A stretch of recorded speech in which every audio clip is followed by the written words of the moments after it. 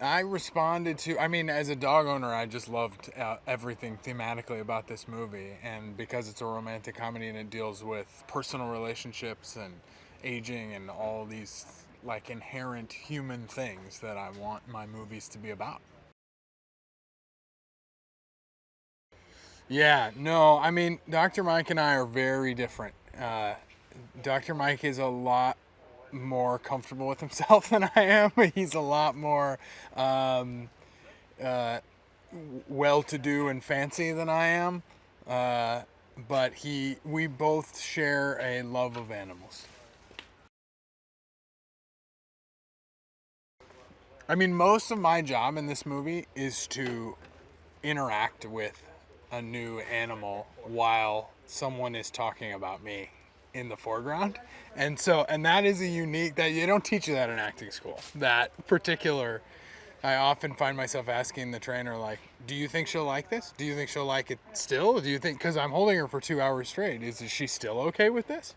Because I don't want her to just turn and bite me or something like that. But that's, let's see, what else can I say? I also, the other thing I had to prepare myself for was the fact that I'm playing the Ken Marino role in a Ken Marino directed film.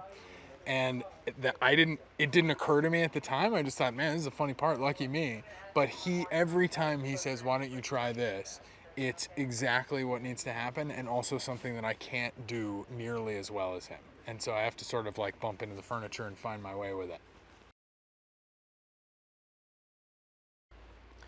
Ken is just a really funny guy. He's exactly what I thought he would be and what people had told me that he is. He's very actor friendly. He's he likes improvisation. He throws out a lot of his own ideas. Do long takes where we can try stuff. And it's ideal and super fun. Yeah, this is kind of an interesting gig because today's a little different, but most days I just see John Bass and Vanessa Hudgens, and then I go away for a few days, and then I come back and there's like a call sheet sitting on the ground, and I'm like, oh, all these people are in this movie too?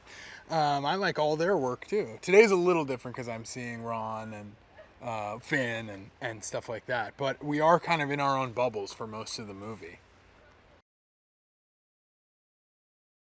Well, I hope people take away from Dr. Mike that not everyone is the way that they appear.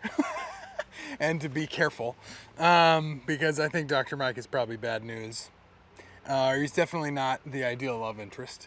But what I took away from Dog Days when I read it, and as we're making it here, is that our pets inform our lives in a way that is rich and not to be taken for granted.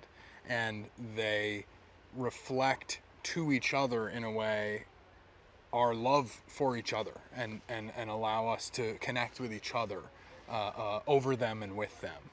And I hope we represent that in the finished product.